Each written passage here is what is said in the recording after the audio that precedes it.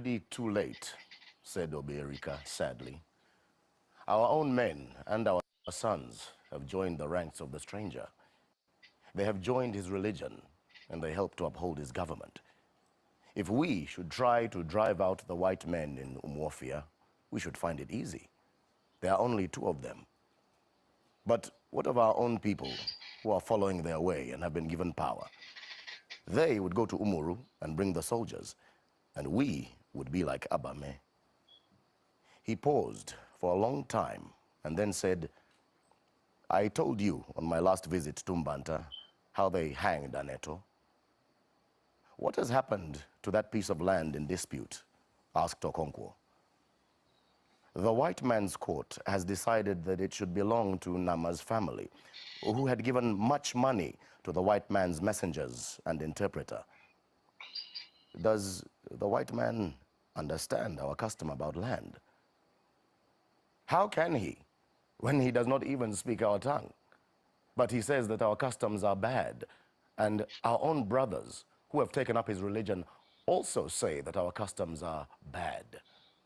How do you think we can fight when our own brothers have turned against us? The white man is very clever. He came peaceably and quietly with his religion. We were amused at his foolishness and allowed him to stay. Now he has won our brothers, and our clan can no longer act like one. He has put a knife on the things that held us together, and we have fallen apart. For 3 moons the sun had been gathering strength, till it seemed to breathe a breath of fire on the earth. All the grass had long been scorched brown, and the sands felt like live coals to the feet. Evergreen trees wore a dusty coat of brown. The birds were silenced in the forests, and the world lay panting under the live, vibrating heat. And then came the clap of thunder. It was an angry, metallic, and thirsty clap, unlike the deep and liquid rumbling of the rainy season. A mighty wind arose and filled the air with dust. Palm trees swayed as the wind combed their leaves into flying crests like strange and fantastic coiffure. When the rain finally came, it was in large solid drops of frozen water, which the people called the nuts of the water of heaven. They were hard and painful on the body as they fell, yet young people ran about happily, picking up the cold nuts and throwing them into their mouths to melt. The earth quickly came to life, and the birds in the forests fluttered around and chirped merrily. A vague scent of life and green vegetation was diffused in the air. As the rain began to fall more soberly and in smaller liquid drops, children sought for shelter, and all were happy, refreshed, and thankful.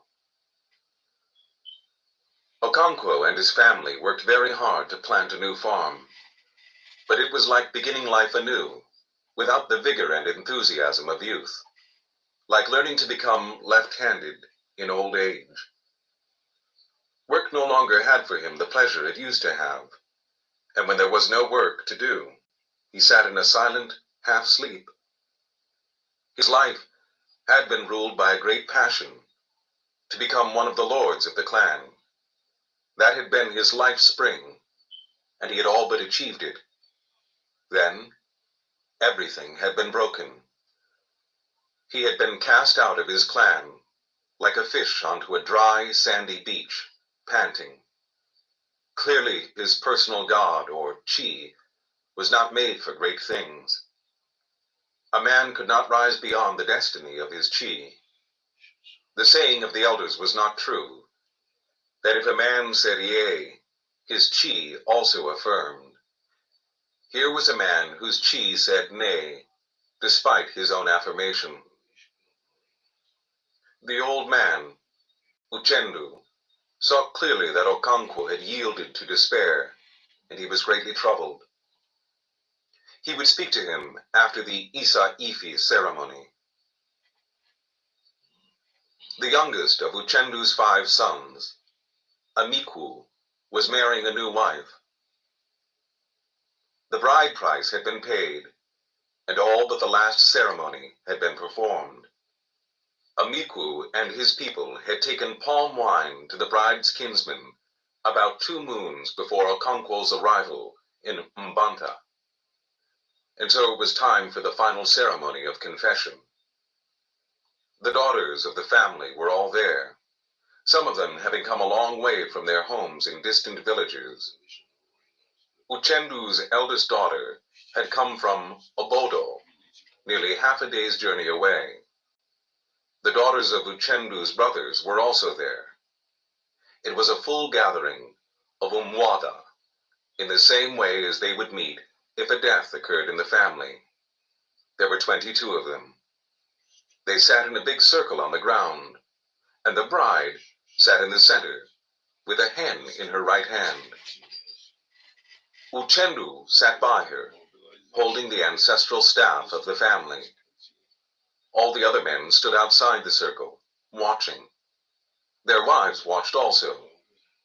It was evening, and the sun was setting. Uchendu's eldest daughter, Njide, asked the questions. Remember that if you do not answer truthfully, you will suffer or even die at childbirth, she began. How many men have lain with you since my brother first expressed the desire to marry you? None, she answered simply. Answer truthfully, urged the other women. None? Asked Njide. None, she answered. Swear on this staff of my father's, said Uchendu. I swear, said the bride.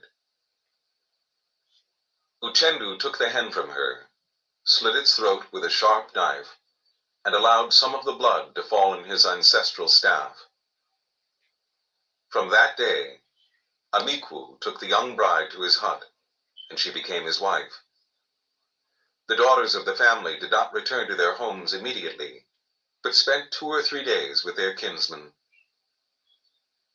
On the second day, Uchendu called together his sons and daughters and his nephew, Okonkwo. The men brought their goatskin mats, with which they sat on the floor, and the women sat on a sisal mat spread on a raised bank of earth. Uchendu pulled gently at his gray beard and gnashed his teeth. Then he began to speak, quietly and deliberately, picking his words with great care. It is Okonkwo that I primarily wish to speak to, he began. But I want all of you to note what I am going to say. I am an old man, and you are all children. I know more about the world than any of you. If there is anyone among you who thinks he knows more, let him speak up. He paused, but no one spoke. Why is Okonkwo with us today? This is not his clan. We are only his mother's kinsmen. He does not belong here. He is an exile, condemned for 7 years to live in a strange land. And so he is bowed with grief. But there is just one question I would like to ask him. Can you tell me, Okonkwo, why it is that one of the commonest names we give our children is Unoka, or Mother is Supreme? We all know that a man is the head of the family, and his wives do his bidding. A child belongs to its father and his family, and not to its mother and her family. A man belongs to his fatherland, and not to his motherland. And yet we say, Unoka, Mother is Supreme. Why is that? There was a silence. I want Okonkwo to answer me, said Uchendu. I do not know the answer, Okonkwo replied. You do not know the answer? So you see that you are a child. You have many wives and many children, more children than I have. You are a great man in your clan, but you are still a child, my child. Listen to me and I shall tell you. But there is one more question I shall ask you. Why is it that when a woman dies, she is taken home to be buried with her own kinsman? She is not buried with her husband's kinsman. Why is that? Your mother was brought home to me and buried with my people. Why was that? Okonkwo shook his head. He does not know that either, said Uchendu. And yet he is full of sorrow because he has to come live in his motherland for a few years. He laughed a mirthless laugh and turned to his sons and daughters. What about you? Can you answer my question? They all shook their heads. Then listen to me, he said, and cleared his throat. It's true that a child belongs to its father, but when a father beats his child, it seeks sympathy in its mother's hut. A man belongs to his fatherland when things are good and life is sweet. But when there is sorrow and bitterness, he finds refuge in his motherland. Your mother is there to protect you. She is buried there. And that is why we say that mother is supreme. Is it right that you, Okonkwo, should bring to your mother a heavy face and refuse to be comforted? Be careful, or you may displease the dead. Your duty is to comfort your wives and children and take them back to your fatherland after 7 years. But if you allow sorrow to weigh you down and kill you, they will all die in exile. He paused for a long while. These are now your kinsmen. He waved at his sons and daughters. You think you are the greatest sufferer in the world? Do you know that men are sometimes banished for life? Do you know that men sometimes lose all their yams and even their children? I had 6 wives once. I have none now, except that young girl who knows not her right from her left. Do you know how many children I have buried? Children I begot in my youth and strength. 22. I did not hang myself, and I am still alive. If you think you are the greatest sufferer in the world, ask my daughter, Akweni, how many twins she has borne and thrown away. Have you not heard the song they sing when a woman dies? For whom is it well? For whom is it well? There is no one for whom it is well. I have no more to say to you. Chapter 15. It was in the 2nd year of Okonkwo's exile that his friend, Obierika, came to visit him. He brought with him 2 young men, each of them carrying a heavy bag on his head. Okonkwo helped them put down their loads. It was clear that the bags were full of cowries. Okonkwo was very happy to receive his friend.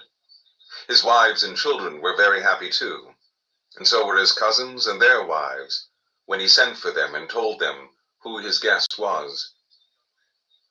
You must take him to salute our father, said one of the cousins. Yes, replied Okonkwo, we are going directly. But before they went, he whispered something to his first wife. She nodded, and soon the children were chasing one of their cocks. Uchendu had been told by one of his grandchildren that 3 strangers had come to Okonkwo's house. He was therefore waiting to receive them. He held out his hands to them when they came into his obi, and after they had shaken hands, he asked Okonkwo who they were.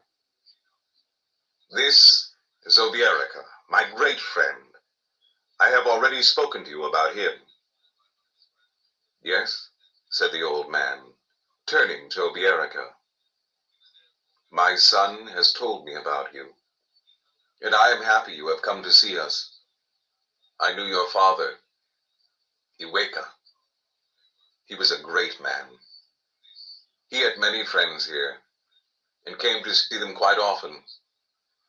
Those were good days, when a man had friends in distant clans. Your generation does not know that. You stay at home, afraid of your next-door neighbor. Even a man's motherland is strange to him nowadays. He looked at Okonkwo.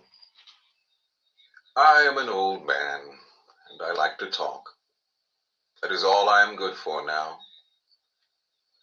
He got up painfully, went into an inner room, and came back with a kola nut. Who are the young men with you? He asked as he sat down again on his goat skin. Okonkwo told him. Ah, he said, welcome, my sons. He presented the kola nut to them, and when they had seen it and thanked him, he broke it, and they ate. Go into that room, he said to Okonkwo, pointing with his finger. You will find a pot of wine there. Okonkwo brought the wine, and they began to drink. It was a day old, and very strong. Yes, said Uchendu after a long silence. People traveled more in those days.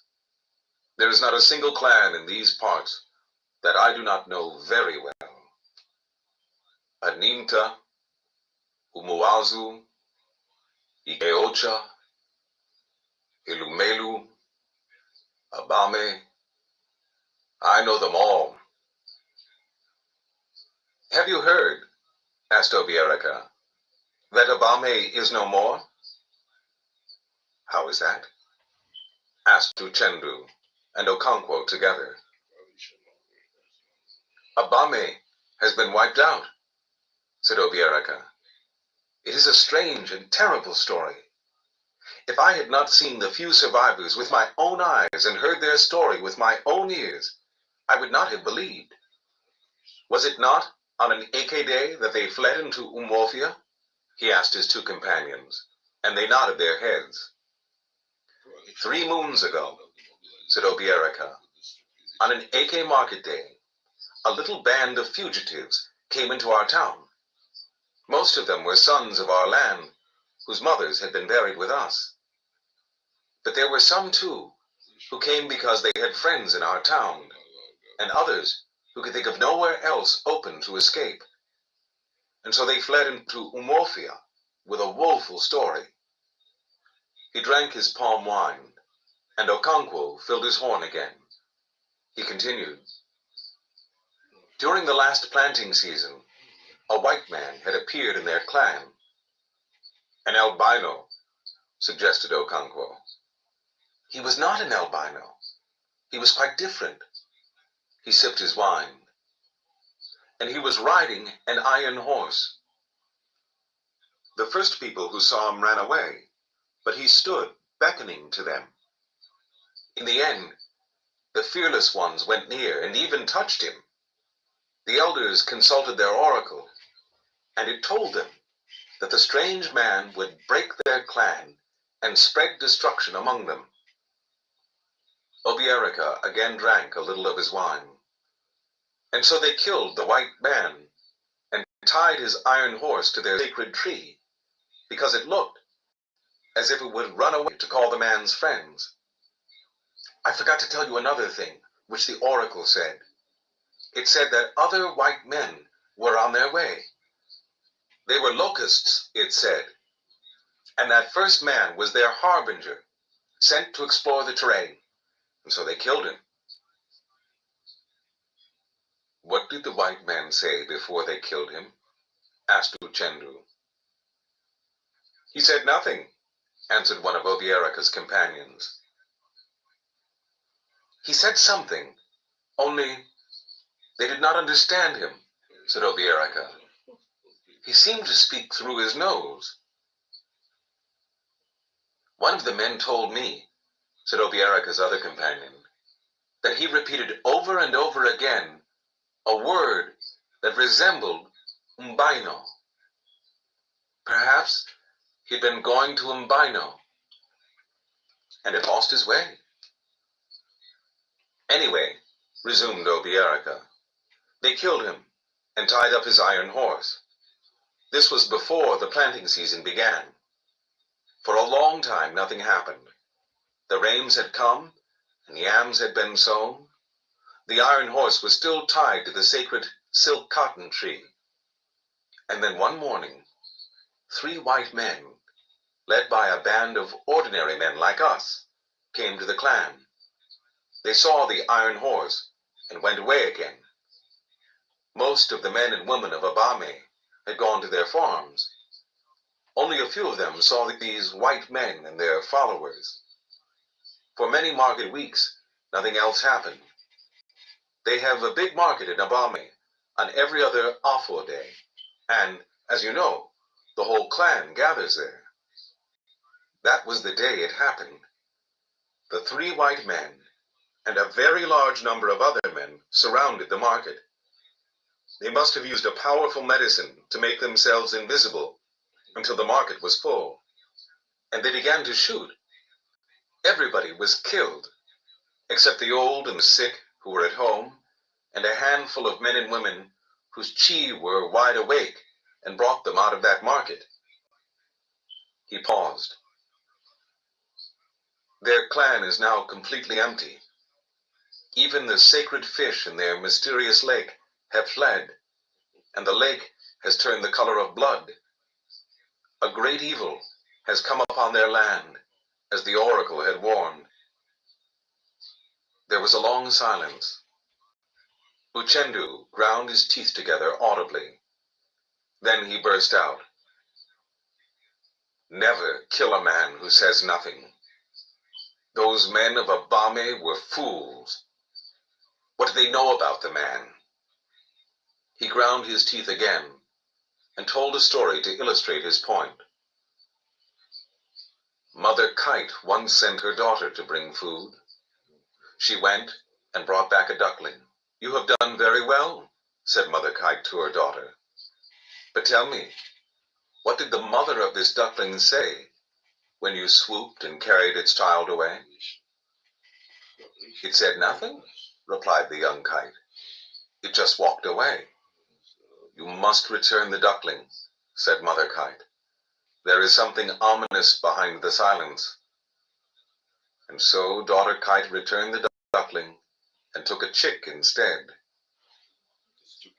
What did the mother of this chick do? Asked the old kite. It cried and raved and cursed me, said the young kite. Then we can eat the chick, said her mother. There is nothing to fear from someone who shouts. Those men of Abame were fools. They were fools, said Okonkwo after a pause. They had been warned that danger was ahead. They should have armed themselves with their guns and their machetes, even when they went to market.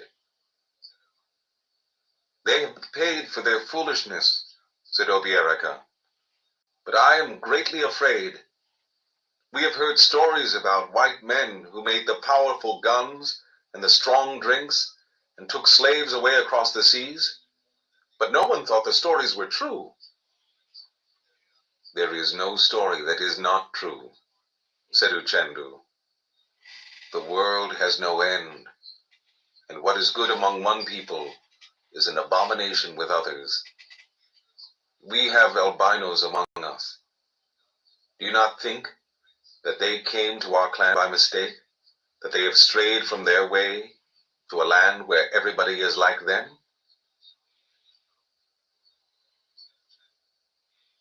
Okonkwo's first wife soon finished her cooking and set before their guests a big meal of pounded yams and bitter leaf soup. Okonkwo's son, Nwoye, brought in a pot of sweet wine tapped from the raffia palm. You are a big man now, Obiera said to Nwoye. Your friend, Anene, asked me to greet you. Is he well? Asked Nwoye. We are all well, said Obiaraka. Ezima brought them a bowl of water with which to wash their hands. After that, they began to eat and to drink the wine. When did you set out from home? Asked Okonkwo. We had meant to set out from my house before cockcrow, said Obiaraka. But Nwoye did not appear until it was quite light. Never make an early morning appointment with a man who has just married a new wife. They all laughed. Has Nwoye married a wife? Asked Okonkwo. He has married Okadigbo's second daughter, said Obiaraka.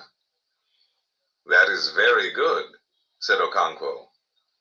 I do not blame you for not hearing the cock crow. When they had eaten, Obiaraka pointed at the two heavy bags. That is the money from your yams, he said. I sold the big ones as soon as you left.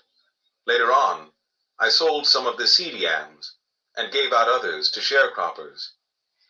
I shall do that every year until you return. But I thought you would need the money now, and so I brought it. Who knows what may happen tomorrow?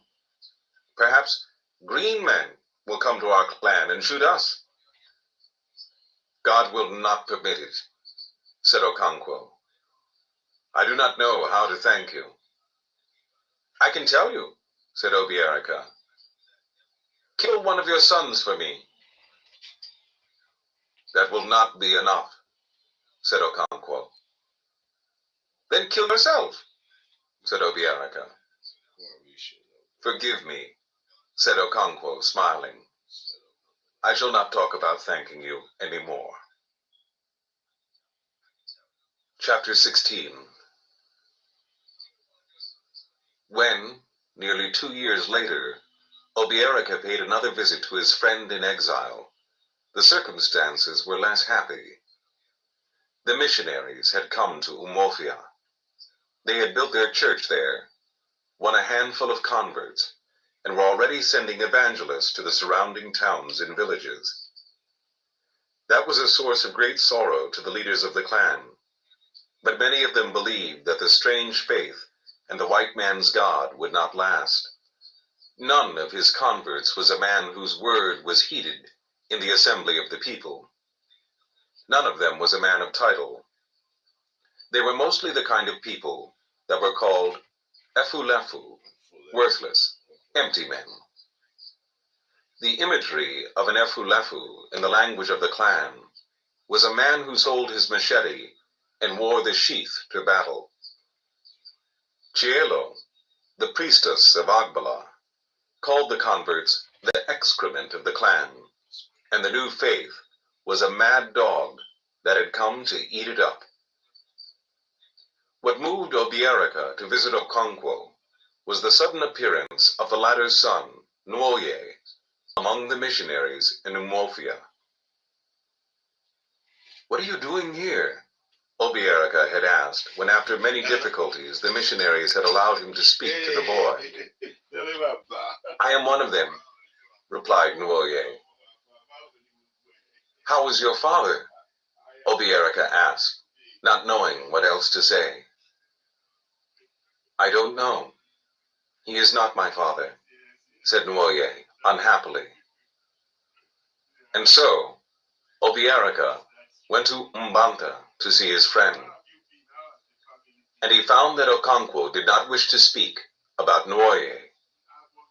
It was only from Nwoye's mother that he heard scraps of the story. The arrival of the missionaries had caused a considerable stir in the village of Mbanta. There were 6 of them, and one was a white man. Every man and woman came out to see the white man.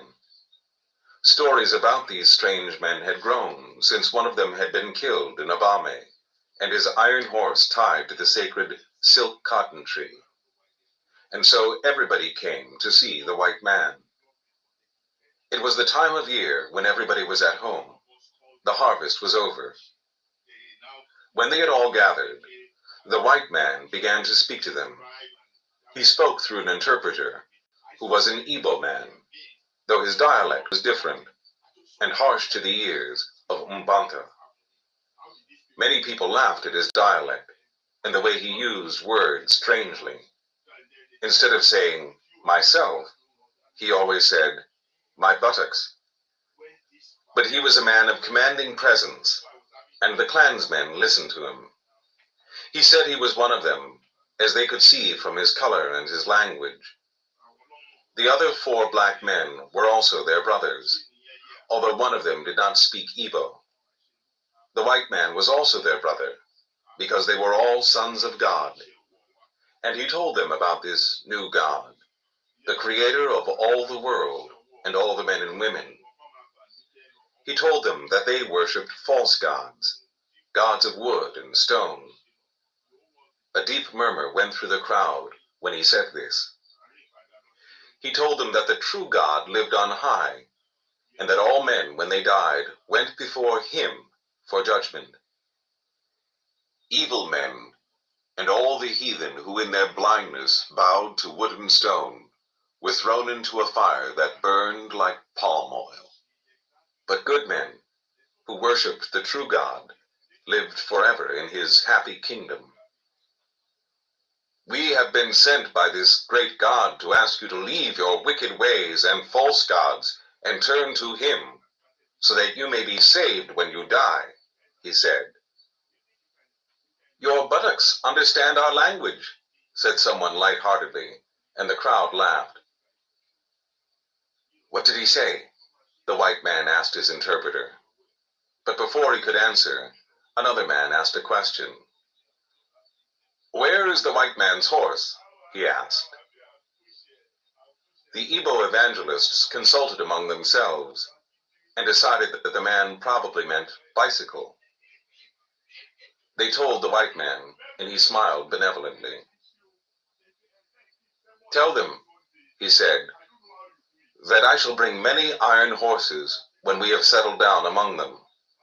Some of them will even ride the iron horse themselves. This was interpreted to them, but very few of them heard. They were talking excitedly among themselves, because the white man had said he was going to live among them. They had not thought about that. At this point, an old man said he had a question.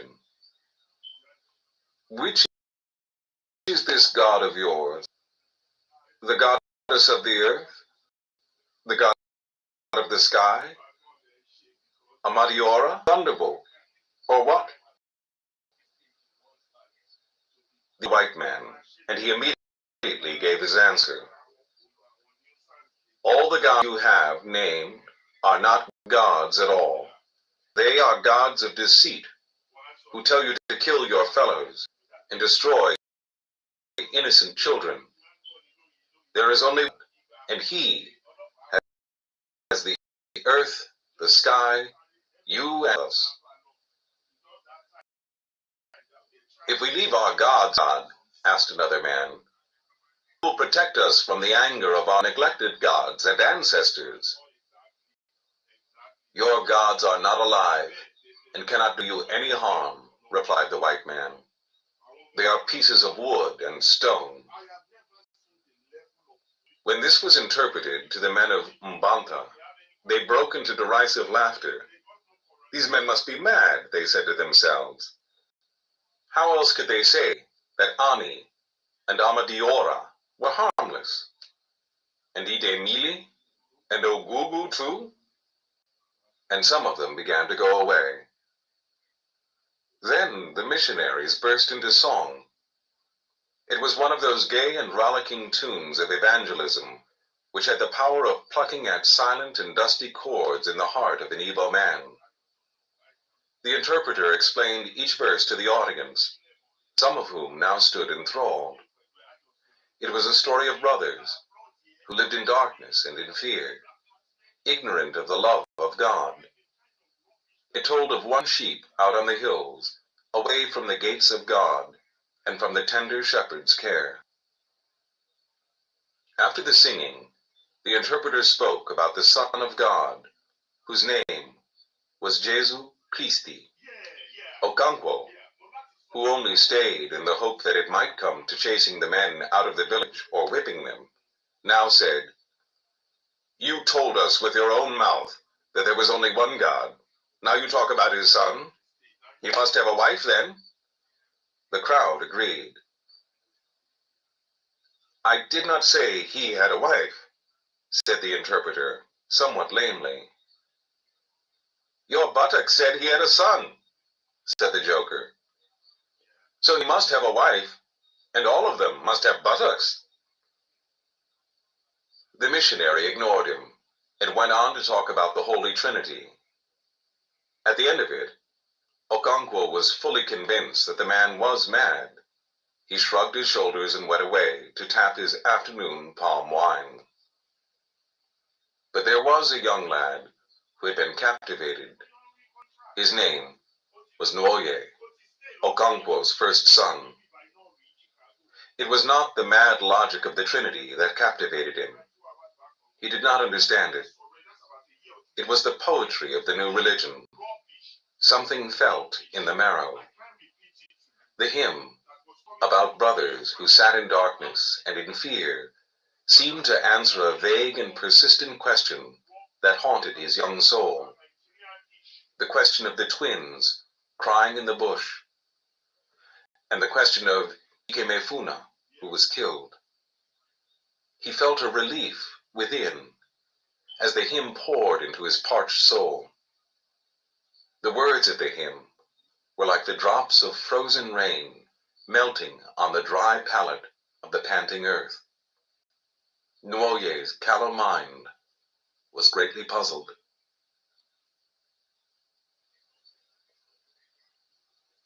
Chapter 17. The missionaries spent their first 4 or 5 nights in the marketplace and went into the village in the morning to preach the gospel. They asked who the king of the village was, but the villagers told them that there was no king. "We have men of high title, and the chief priests, and the elders," they said. It was not very easy getting the men of high title and the elders together after the excitement of the first day. But the missionaries persevered, and in the end, they were received by the rulers of Umbanta. They asked for a plot of land to build their church. Every clan and village had its evil forest. In it were buried all those who died of the really evil diseases, like leprosy and smallpox. It was also the dumping ground for the potent fetishes of great medicine men when they died. An evil forest was, therefore, alive with sinister forces and powers of darkness. It was such a forest that the rulers of Umbanta gave to the missionaries. They did not really want them in their clan, and so they made them that offer which nobody in his right senses would accept. "They want a piece of land to build their shrine," said Uchendu to his peers when they consulted among themselves. "We shall give them a piece of land." He paused, and there was a murmur of surprise and disagreement. "Let us give them a portion of the evil forest. They boast about victory over death. Let us give them a real battlefield in which to show their victory." They laughed and agreed, and sent for the missionaries, whom they had asked to leave them for a while, so that they might whisper together. They offered them as much of the evil forest as they cared to take. And to their greatest amazement, the missionaries thanked them and burst into song. "They do not understand," said some of the elders, "but they will understand when they go to their plot of land tomorrow morning." And they dispersed. The next morning, the crazy men actually began to clear a part of the forest and to build their house. The inhabitants of Umbanta expected them all to be dead within 4 days. The first day passed, and the second, and third, and fourth, and none of them died. Everyone was puzzled. And then it became known that the white man's fetish had unbelievable power. It was said that he wore glasses on his eyes so that he could see and talk to evil spirits.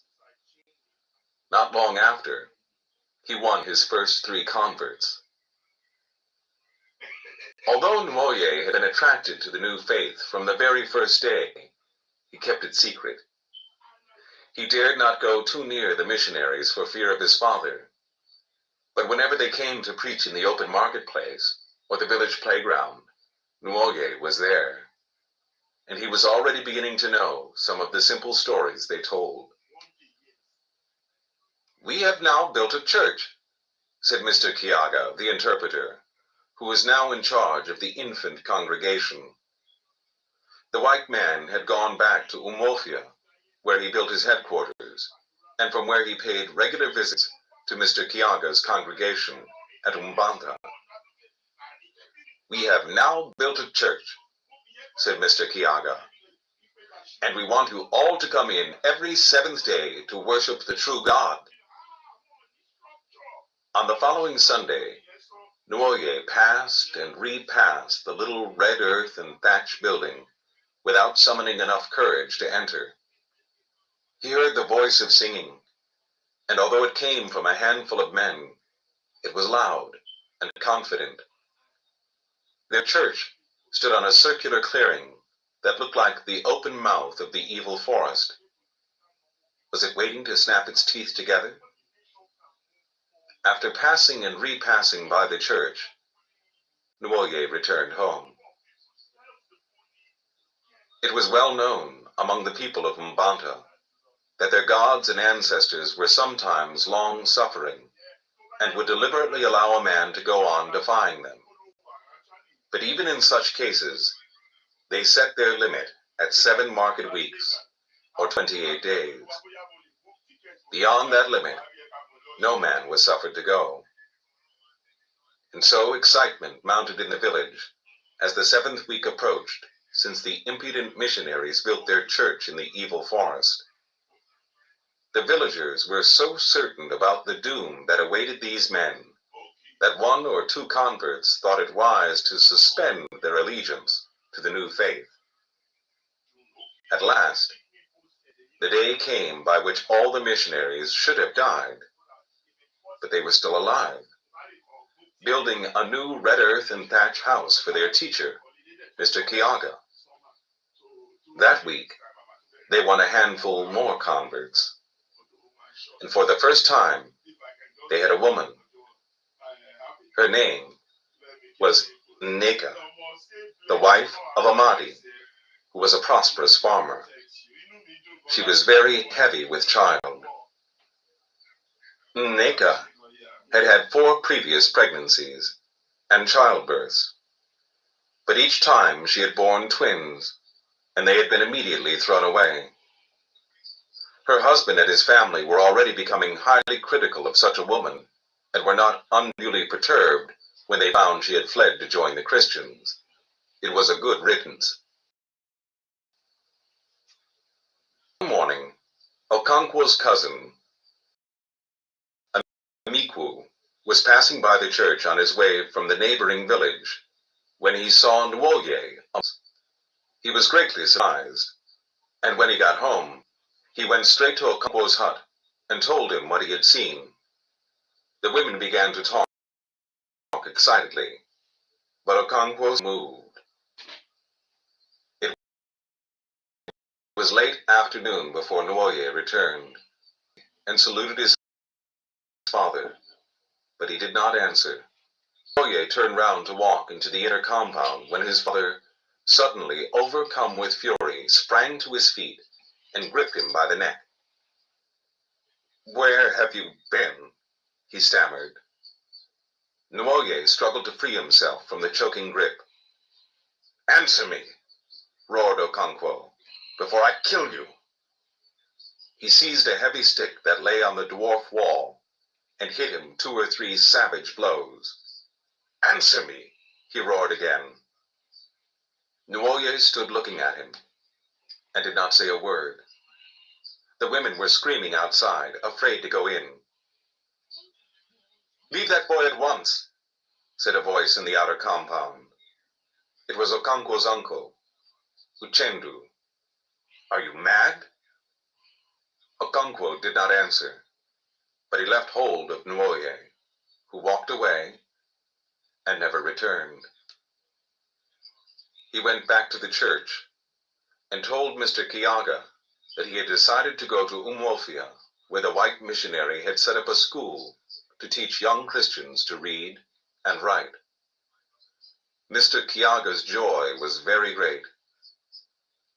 "Blessed is he who forsakes his father and his mother for my sake," he intoned. "Those that hear my words are my father and my mother." Nwoye did not fully understand, but he was happy to leave his father. He would return later to his mother and his brothers and sisters and convert them to the new faith.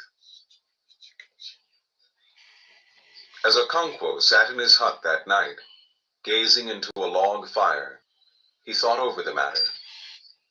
A sudden fury rose within him, and he felt a strong desire to take up his machete, go to the church, and wipe out the entire vile and miscreant gang. But on further thought, he told himself that Nwoye was not worth fighting for. Why, he cried in his heart, should he, Okonkwo, of all people, be cursed with such a son? He saw clearly in it the finger of his personal god, or chi.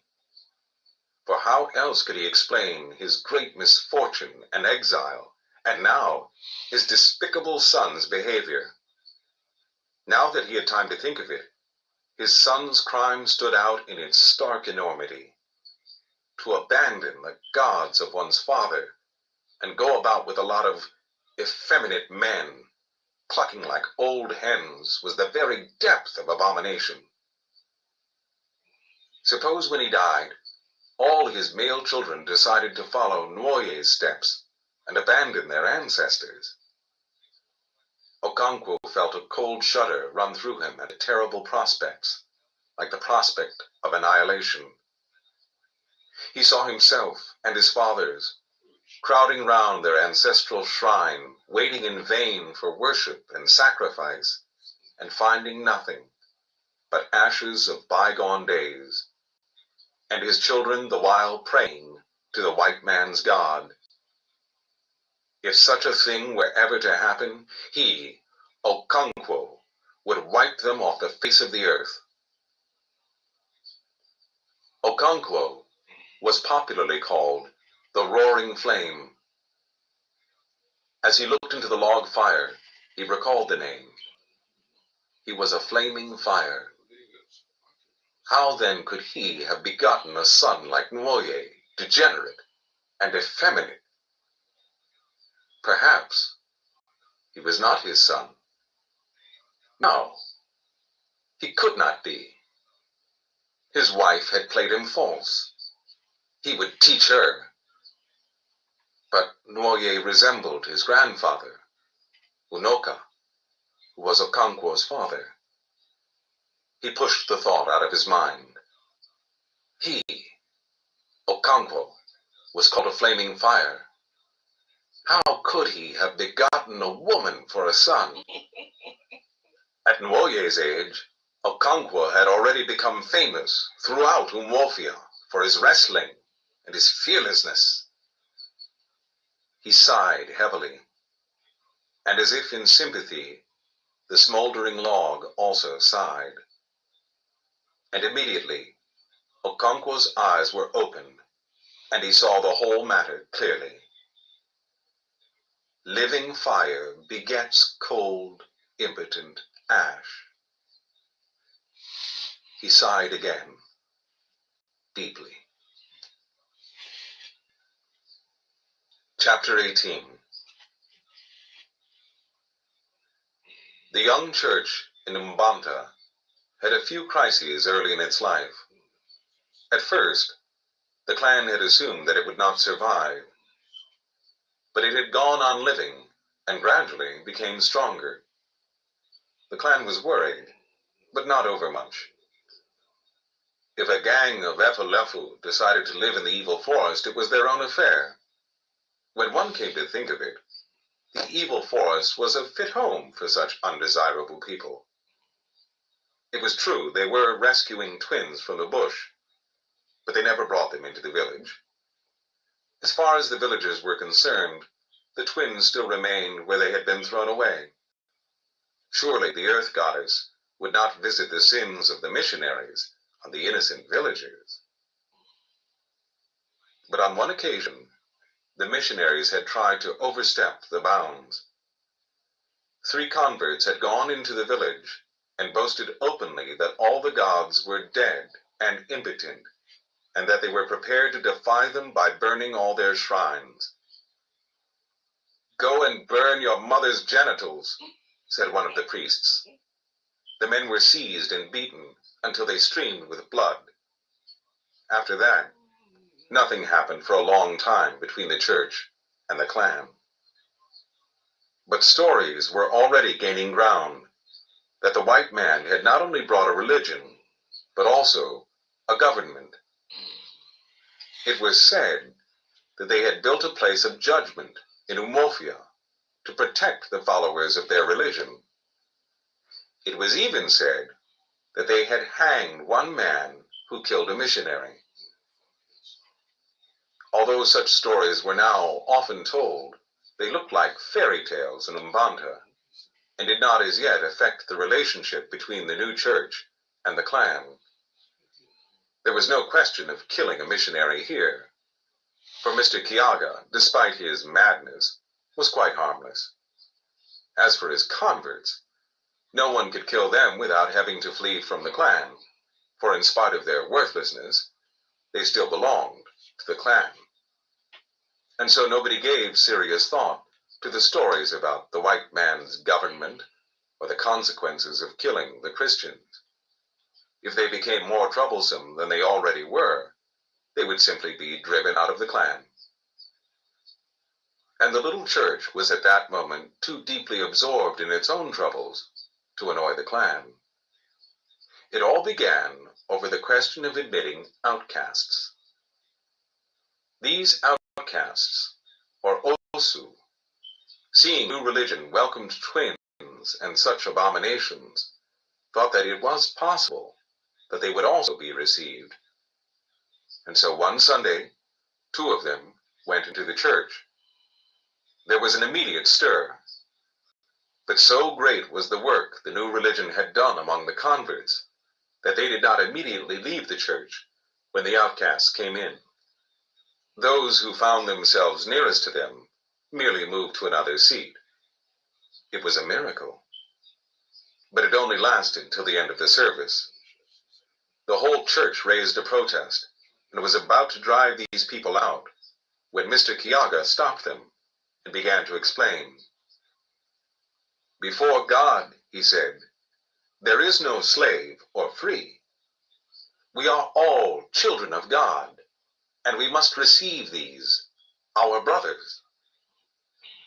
"You do not understand," said one of the converts. "What will the heathen say of us when they hear that we receive Osu in our midst? They will laugh." "Let them laugh," said Mr. Kiaga. "God will laugh at them on the judgment day. Why do the nations rage and the peoples imagine a vain thing? He that sitteth in the heavens shall laugh. The Lord shall have them in derision." "You do not understand," the convert maintained. "You are our teacher and you can teach us the things of the new faith, but this is a matter which we know." And he told him what an Osu was. He was a person dedicated to a god, a thing set apart, a taboo forever, and his children after him. He could neither marry nor be married by the freeborn. He was in fact an outcast, living in a special area of the village, close to the great shrine. Wherever he went, he carried with him the mark of his forbidden caste, long, tangled, and dirty hair. A razor was taboo to him.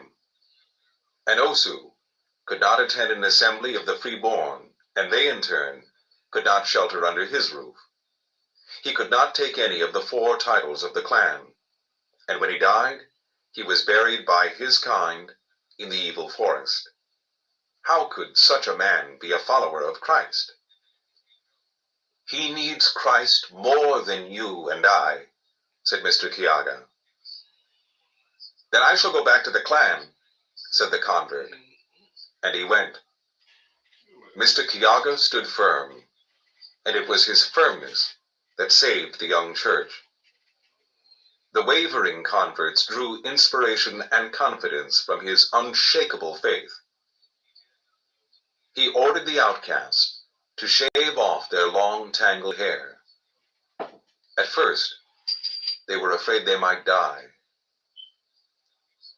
Unless you shave off the mark of your heathen belief, I will not admit you into the church, said Mr. Kiaga.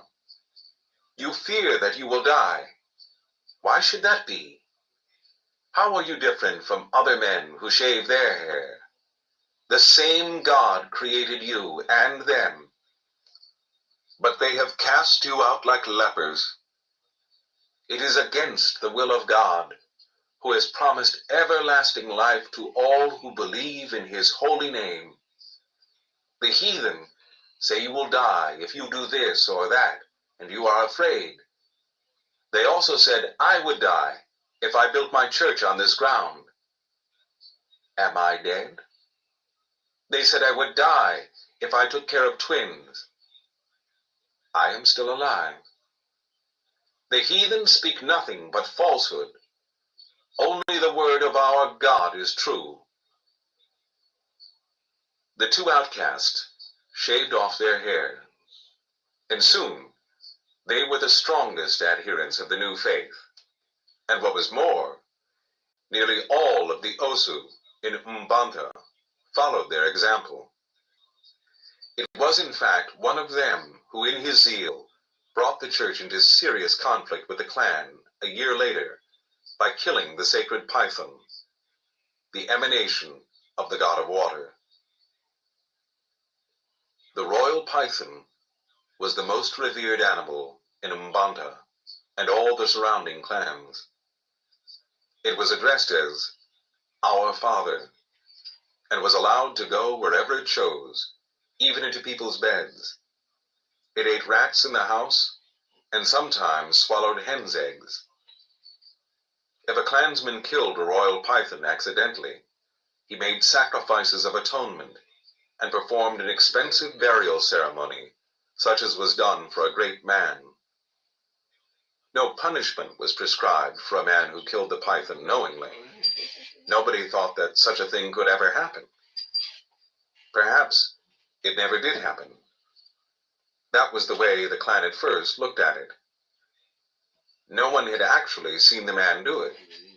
The story had arisen among the Christians themselves. But all the same, the rulers and elders of Mbanta assembled to decide on their action.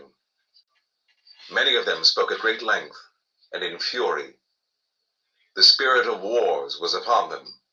Okonkwo, who had begun to play a part in the affairs of his motherland, said that until the abominable gang was chased out of the village with whips, there would be no peace. But there were many others who saw the situation differently, and it was their counsel that prevailed in the end. It is not our custom to fight for our gods, said one of them. Let us not presume to do so now. If a man kills the sacred python in the secrecy of his hut, the matter lies between him and the god. We did not see it. If we put ourselves between the god and his victim, we may receive blows intended for the offender. When a man blasphemes, what do? Do we go and stop his mouth? No. We put our fingers into our ears to stop us hearing. That is a wise action. Let us not reason like cowards, said Okonkwo. If a man comes into my hut and defecates on the floor, what do? Do I shut my eyes? No. I take a stick and break his head. That is what a man does.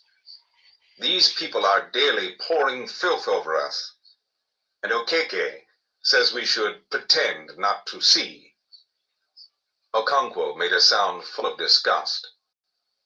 This was a womanly clan, he thought. Such a thing could never happen in his fatherland, Umuofia. Okonkwo has spoken the truth, said another man. We should do something. But let us ostracize these men. We would then not be held accountable for their abominations. Everybody in the assembly spoke, and in the end, it was decided to ostracize the Christians. Okonkwo ground his teeth in disgust. That night, a bellman went through the length and breadth of Mbanta, proclaiming that the adherents of the new faith were thenceforth excluded from the life and privileges of the clan. The Christians had grown in number and were now a small community of men, women, and children, self-assured and confident. Mr. Brown, the white missionary, paid regular visits to them. When I think that it is only 18 months since the seed was first sown among you, he said, I marvel at what the Lord hath wrought. It was Wednesday in Holy Week, and Mr. Kiaga had asked the women to bring red earth and white chalk and water to scrub the church for Easter. And the women had formed themselves into 3 groups for this purpose.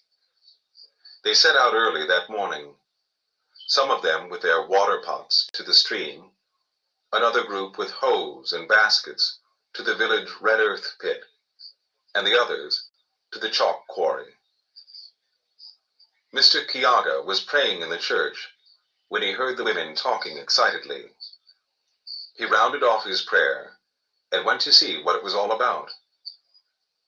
The women had come to the church with empty water pots. They said that some young men had chased them away from the stream with whips. Soon after, the women who had gone for red earth returned with empty baskets. Some of them had been heavily whipped. The chalk women also returned to tell a similar story. What does it all mean? Asked Mr. Kiaga, who was greatly perplexed. The village has outlawed us, said one of the women. The bellman announced it last night, but it is not our custom to debar anyone from the stream or the quarry. Another woman said, They want to ruin us. They will not allow us into the markets. They have said so. Mr. Kiaga was going to send into the village for his men converts when he saw them coming on their own. Of course, they had all heard the bellman, but they had never in all their lives heard of women being debarred from the stream. Come along, they said to the women. We will go with you to meet these cowards. Some of them had big sticks, and some even machetes. But Mr. Kiaga restrained them. He wanted first to know why they had been outlawed. They say that Okoli killed the sacred python, said one man. It is false, said another. Okoli told me himself that it was false. Okoli was not there to answer. He had fallen ill on the previous night. Before the day was over, he was dead. His death showed that the gods were still able to fight their own battles. The clan saw no reason then for molesting the Christians. Chapter 19. The last big rains of the year were fallen. It was the time for treading red earth with which to build walls. It was not done earlier, because the rains were too heavy and would have washed away the heap of trodden earth.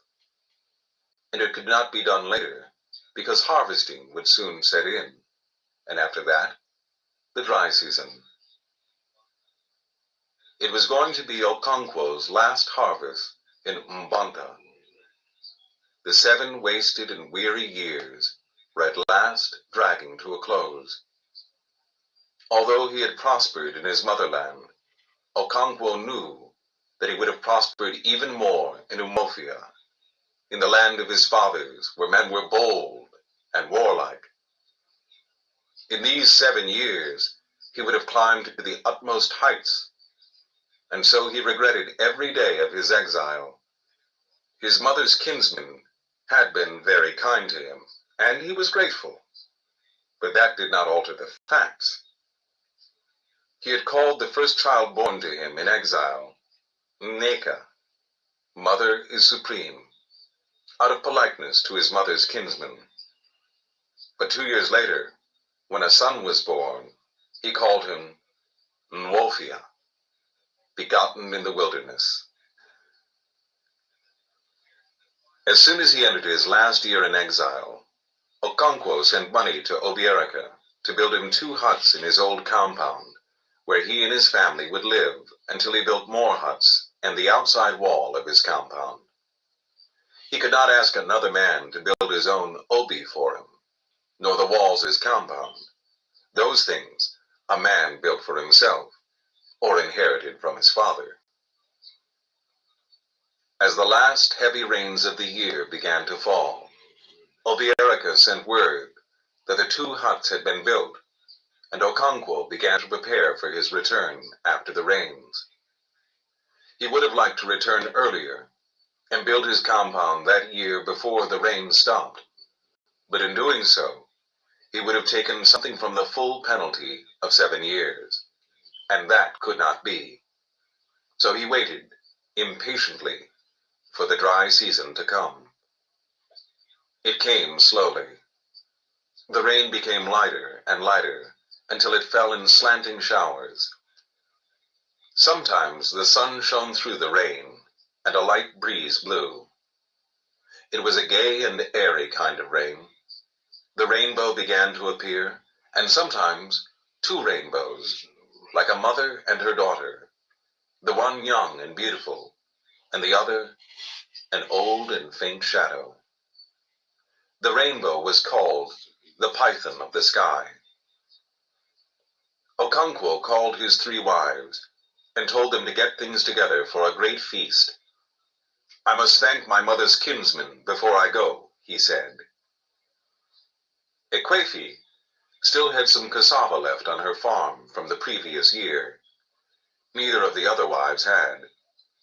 It was not that they had been lazy, but that they had many children to feed.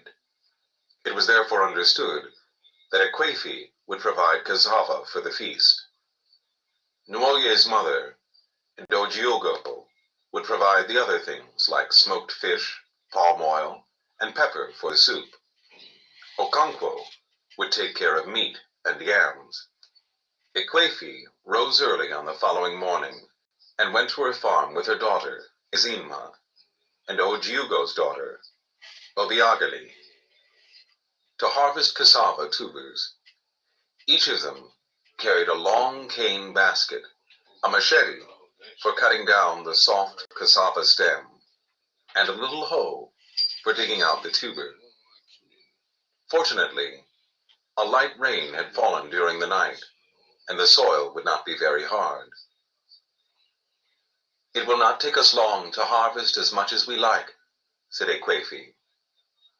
"But the leaves will be wet," said Izima. Her basket was balanced on her head, and her arms folded across her breasts. She felt cold. "I dislike cold water dropping on my back. We should have waited for the sun to rise and dry the leaves." Obiageli called her Salt, because she said that she disliked water. "Are you afraid you may dissolve?" The harvesting was easy, as Ikemefuna had said. Ezima shook every tree violently with a long stick before she bent down to cut the stem and dig out the tuber. Sometimes it was not necessary to dig.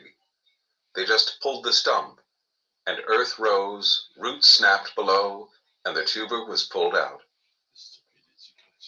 When they had harvested a sizable heap, they carried it down in 2 trips to the stream, where every woman had a shallow well for fermenting her cassava. "It should be ready in 4 days, or even 3, said Obiageli. "They are young tubers." "They are not all that young," said Ekwefi. "I planted the farm nearly 2 years ago. It is a poor soil, and that is why the tubers are so small." Okonkwo never did things by halves. When his wife Ekwefi protested that 2 goats were sufficient for the feast, he told her that it was not her affair. "I am calling a feast because I have the wherewithal. I cannot live on the bank of a river and wash my hands with spittle. My mother's people have been good to me, and I must show my gratitude." And so 3 goats were slaughtered, and a number of fowls. It was like a wedding feast. There was fufu and yam pottage, egusi soup, and bitter leaf soup, and pots of palm wine. All the Umuna were invited to the feast. All the descendants of Okolo, who had lived about 200 years before. The oldest member of this extensive family was Okonkwo's uncle, Uchendu. The kola nut was given him to break, and he prayed to the ancestors. He asked them for health and children. "We do not ask for wealth, because he that has health and children will also have wealth. We do not pray to have more money, but to have more kinsmen. We are better than animals, because we have kinsmen. An animal rubs its itching flank against a tree. A man asks his kinsman to scratch him." He prayed especially for Okonkwo and his family. He then broke the kola nut and threw one of the lobes on the ground for the ancestors. As the broken kola nuts were passed round, Okonkwo's wives and children, and those who came to help them with the cooking, began to bring out the food. His sons brought out the pots of palm wine. There was so much food and drink that many kinsmen whistled in surprise. When all was laid out, Okonkwo rose to speak. "I beg you to accept this little kola," he said. "It is not to pay you back for all you did for me in these 7 years. A child cannot pay for its mother's milk. I have only called you together because it is good for kinsmen to meet." Yam pottage was served first, because it was like fufu, and because yam always came first. Served. Some kinsmen ate with egusi soup and soup. The meat was then shared, so that every member of the Umuna had a portion. Every man rose in order of years and took a share. Even the few kinsmen who had not been able to come had their shares taken out for them in due term. As the palm wine was drunk, one of the oldest members of the Umuna rose to thank Okonkwo. "I say that we did not expect such a big feast. I will be suggesting that we did not know how open-handed our son Okonkwo is. We all know him, and we expected a big feast. But it turned out to be even bigger than we expected. Thank you. May all you took out return again, tenfold. It is good in these days, when the younger generation consider themselves wiser than their sires, to see a man doing things in the grand old way. A man who calls his kinsmen to a feast does not do so to save them from starving. They all have food in their own homes. When we gather together, in the moonlit village ground, it is not because of the moon. Every man can see it in his own compound. We come together because it is good for kinsmen to do so. You may ask why I am saying all this. I say it because I fear for the younger generation, for you people. He waved his arm where most of the young men sat.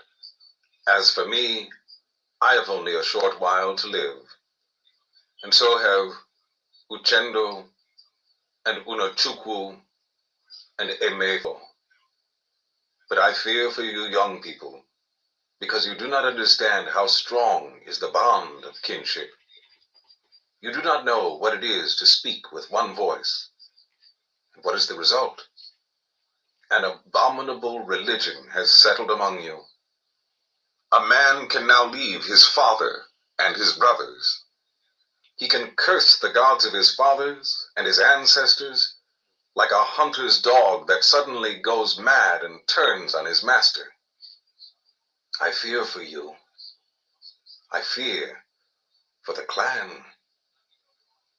He turned again to Okonkwo and said, "Thank you for calling us together."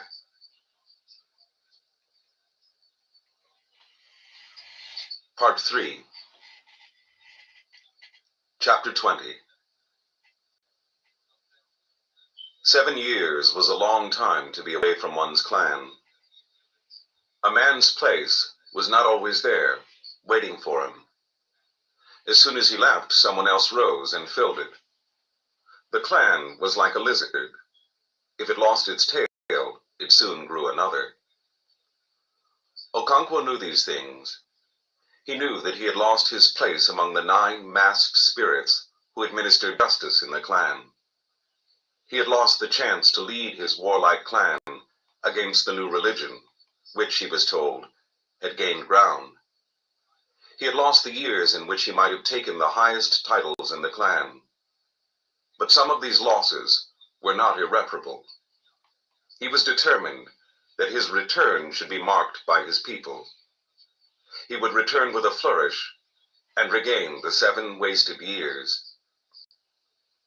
Even in his first year in exile, he had begun to plan for his return. The first thing he would do would be to rebuild his compound on a more magnificent scale. He would build a bigger barn than he had had before, and he would build huts for 2 new wives. Then he would show his wealth by initiating his sons into the Ozo society. Only the really great men in the clan were able to do this.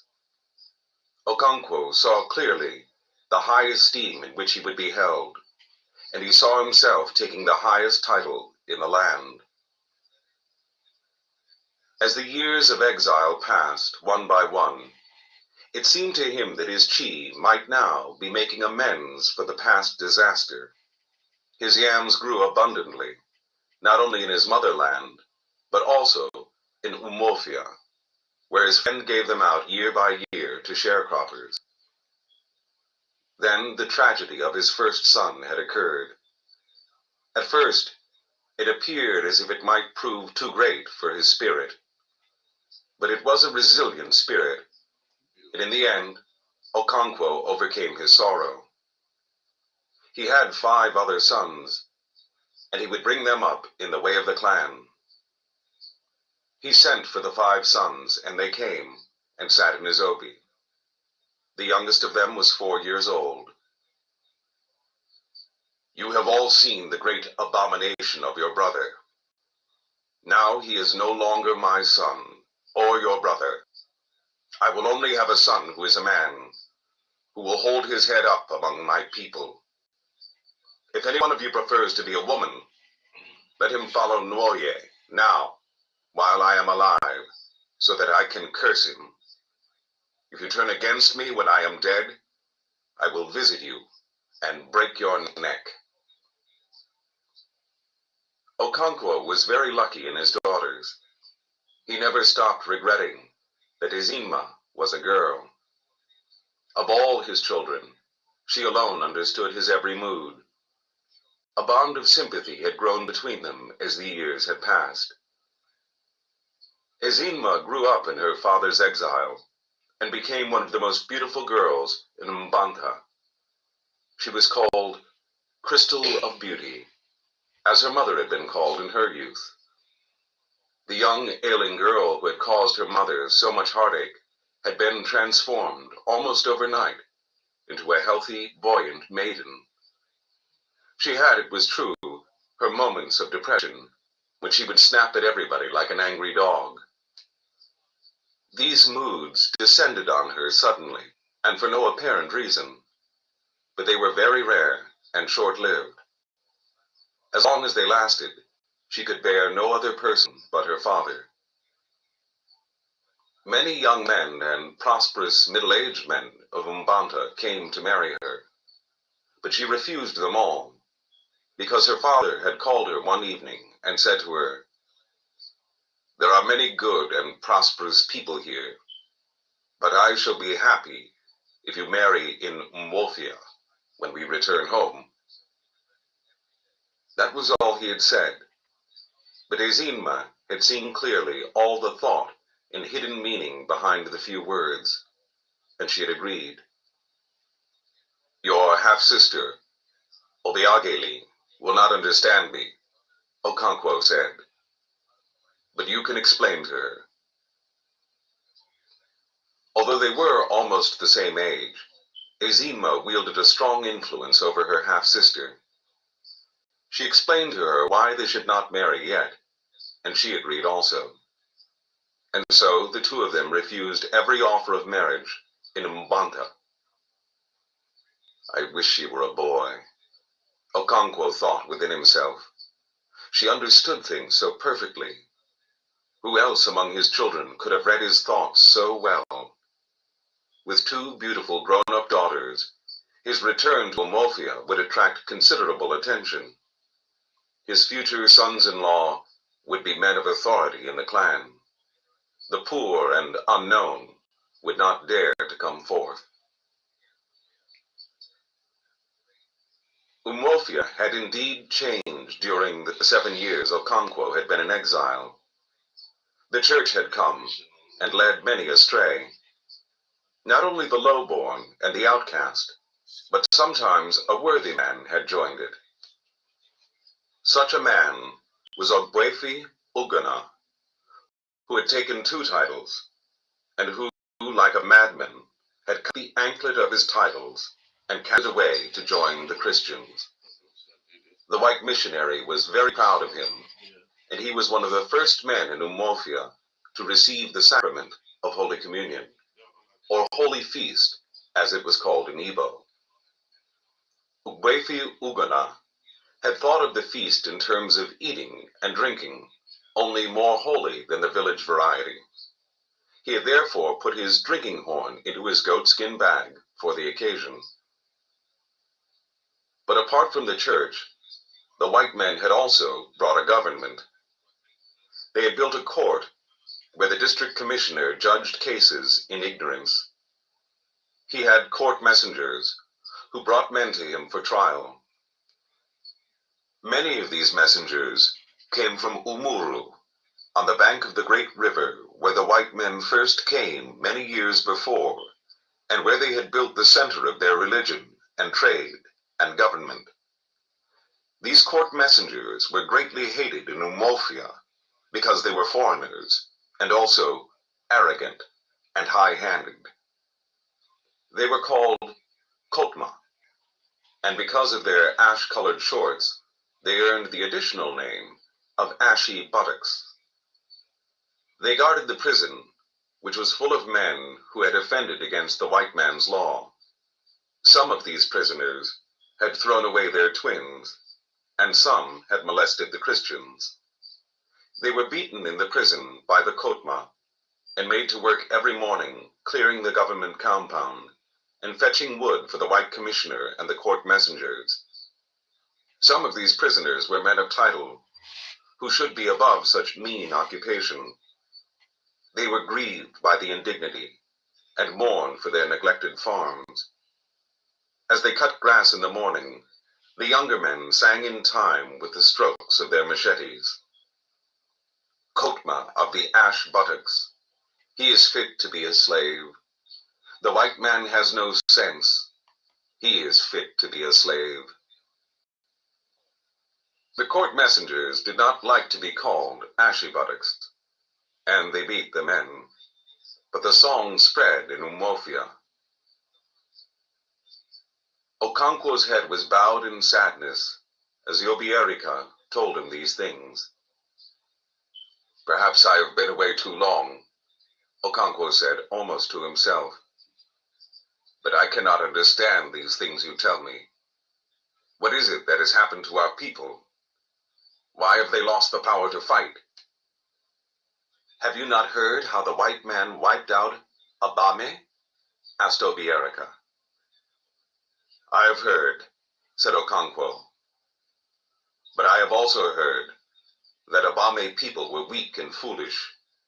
Why did they not fight back? Had they no guns and machetes? We would be cowards to compare ourselves with the men of Abame. Their fathers had never dared to stand before our ancestors. We must fight these men and drive them from the land. It is already too late, said Obierika sadly. Our own men and our sons have joined the ranks of the stranger. They have joined his religion, and they help to uphold his government. If we should try to drive out the white men in Umuofia, we should find it easy. There are only 2 of them. But what of our own people who are following their way and have been given power? They would go to Umuru and bring the soldiers, and we would be like Abame. He paused for a long time, and then said, I told you on my last visit to Mbanta how they hanged Aneto. What has happened to that piece of land in dispute? Asked Okonkwo. The white man's court has decided that it should belong to Nama's family, who had given much money to the white man's messengers and interpreter. Does the white man understand our custom about land? How can he, when he does not even speak our tongue? But he says that our customs are bad, and our own brothers who have taken up his religion also say that our customs are bad. How do you think we can fight when our own brothers have turned against us? The white man is very clever. He came quietly and peaceably with his religion. We were amused at his foolishness and allowed him to stay. Now he has won our brothers, and our clan can no longer act like one. He has put a knife on the things that held us together, and we have fallen apart. How did they get hold of Aneto to hang him? Asked Okonkwo. When he killed Oduche in the fight over the land, he fled to Aninta to escape the wrath of the earth. This was about 8 days after the fight, because Oduche had not died immediately from his wounds. It was on the 7th day that he died, but everybody knew that he was going to die, and Aneto got his belongings together in readiness to flee. But the Christians had told the white man about the accident, and he sent his Kotma to catch Aneto. He was imprisoned with all the leaders of his family. In the end, Oduche died, and Aneto was taken to Umuru and hanged. The other people were released, but even now, they have not found the mouth with which to tell their suffering. The 2 men sat in silence for a long while afterwards. Chapter 21. There were many men and women in Umuofia who did not feel as strongly as Okonkwo about the new dispensation. The white man had indeed brought a lunatic religion, but he had also built a trading store, and for the first time, palm oil and kernel became things of great price, and much money flowed into Umuofia. And even in the matter of religion, there was a growing feeling that there might be something in it after all, something vaguely akin to method in the overwhelming madness. This growing feeling was due to Mr. Brown, the white missionary, who was very firm in restraining his flock from provoking the wrath of the clan. One member, in particular, was very difficult to restrain. His name was Enoch, and his father was the priest of the snake cult. The story went around that Enoch had killed and eaten the sacred python, and that his father had cursed him. Mr. Brown preached against such excess of zeal. Everything was possible, he told his energetic flock, but everything was not expedient. And so Mr. Brown came to be respected even by the clan, because he trod softly on its faith. He made friends with some of the great men of the clan, and on one of his frequent visits to the neighboring villages, he had been presented with a carved elephant tusk, which was a sign of dignity and rank. One of the great men in that village was called Akuna, and he had given one of his sons to be taught the white man's knowledge in Mr. Brown's school. Whenever Mr. Brown went to that village, he spent long hours with Akuna in his obi, talking through an interpreter about religion. Neither of them succeeded in converting the other, but they learned more about their different beliefs. "You say that there is one supreme God who made heaven and earth," said Akuna on one of Miss Brown's visits. "We also believe in him and call him Chukwu. He made all the world and the other gods." "There are no other gods," said Mr. Brown. "Chukwu is the only God, and all others are false. You carve a piece of wood, like that one." He pointed at the rafters, from which Akuna's carved ikenga hung. "And you call it a god, but it is still a piece of wood." "Yes," said Akuna, "it is indeed a piece of wood. The tree from which it came was made by Chukwu, as indeed all minor gods were. But he made them for his messengers, so that we could approach him through them. It is like yourself. You are the head of your church." "No," protested Mr. Brown. "The head of my church is God himself." "I know," said Akuna, "but there must be a head in this world among men. Somebody like yourself must be the head here." "The head of my church in that sense is in England." "That is exactly what I am saying. The head of your church is in your country. He has sent you here as his messenger, and you have also appointed your own messengers and servants. Or let me take another example. The district commissioner. He is sent by your king." "They have a queen," said the interpreter on his own account. "Your queen sends her messenger, the district commissioner. He finds that he cannot do the work alone, and so he appoints Kotma to help him. It is the same with God, or Chukwu. He appoints the smaller gods to help him, because his work is too great for one person." "You should not think of him as a person," said Mr. Brown. "It is because you do so that you imagine he must need helpers. And the worst thing about it is that you give all the worship to the false gods you have created." "That is not so. We make sacrifices to the little gods, but when they fail and there is no one else to turn to, we go to Chukwu. It is right to do so. We approach a great man through his servants.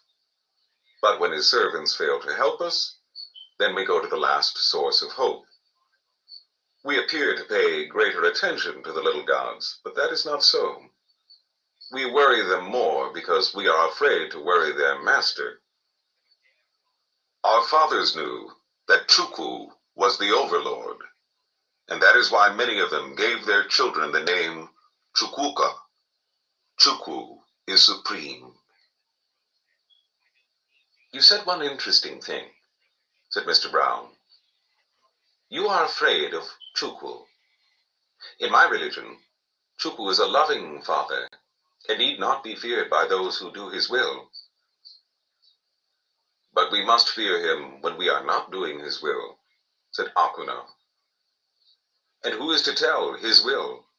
It is too great to be known. In this way, Mr. Brown learned a good deal about the religion of the clan, and he came to the conclusion that a frontal attack on it would not succeed. And so he built a school and a little hospital in Umuofia. He went from family to family, begging people to send their children to his school.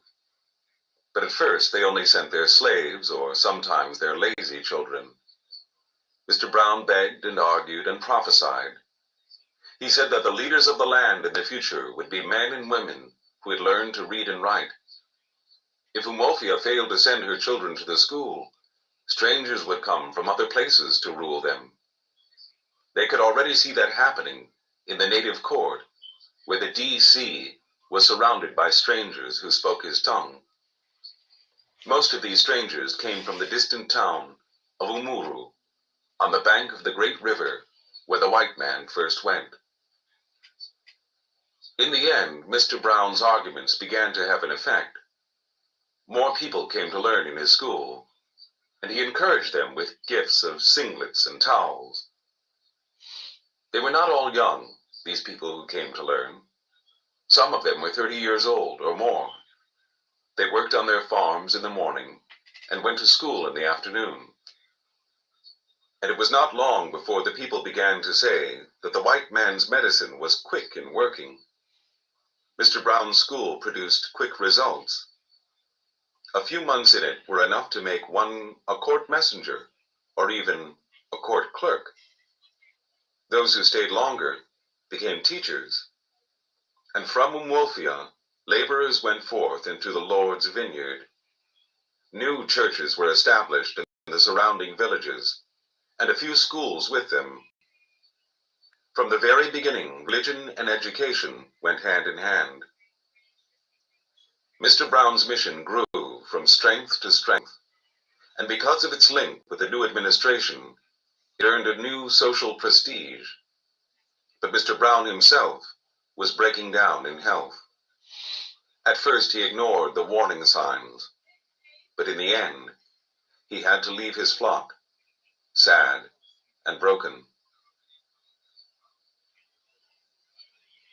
It was in the first rainy season after Okonkwo's return to Umuofia that Mr. Brown left for home. As soon as he had learned of Okonkwo's return 5 months earlier, the missionary had immediately paid him a visit. He had just sent Okonkwo's son, Nwoye, who was now called Isaac, to the new training college for teachers in Umuru. And he had hoped that Okonkwo would be happy to hear of it. But Okonkwo had driven him away with the threat that if he came into his compound again, he would be carried out of it. Okonkwo's return to his native land was not as memorable as he had wished. It was true his 2 beautiful daughters aroused great interest among suitors, and marriage negotiations were soon in progress. But beyond that, Umuofia did not appear to have taken any special notice of the warrior's return. The clan had undergone such profound change during his exile that it was barely recognizable. The new religion and government and the trading stores were very much in the people's eyes and minds. There were still many who saw these new institutions as evil, but even they talked and thought about little else, and certainly not about Okonkwo's return. And it was the wrong year, too. If Okonkwo had immediately initiated his 2 sons into the Ozo society, as he had planned, he would have caused a stir. But the initiation rite was performed once in 3 years in Umuofia, and he had to wait for nearly 2 years for the next round of ceremonies. Okonkwo was deeply grieved, and it was not just a personal grief. He mourned for the clan, which he saw breaking up and falling apart, and he mourned for the warlike men of Umuofia, who had so unaccountably become soft, like women.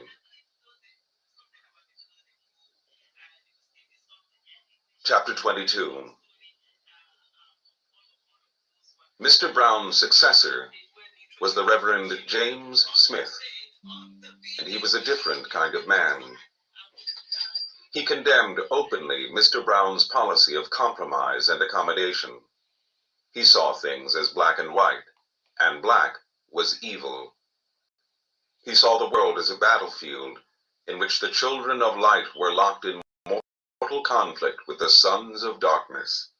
He spoke in his sermons about sheep and goats, and about wheat and tares. He believed in slaying the prophets of Baal. Mr. Smith was greatly distressed by the ignorance which many of his flock showed, even in such a thing as the Trinity.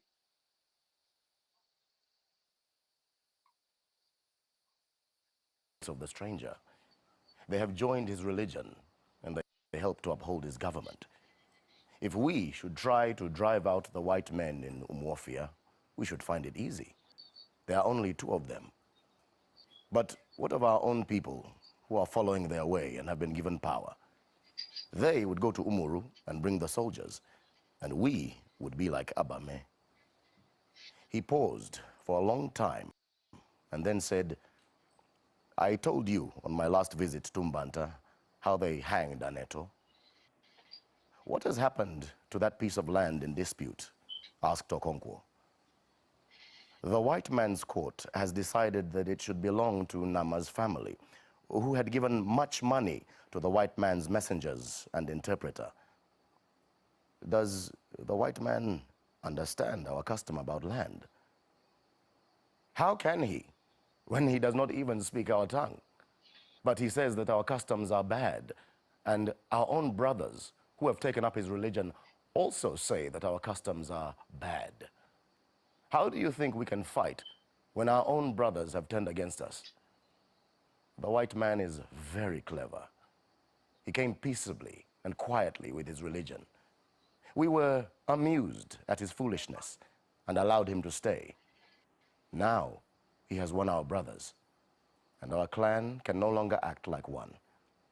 He has put a knife on the things that held us together, and we have fallen apart.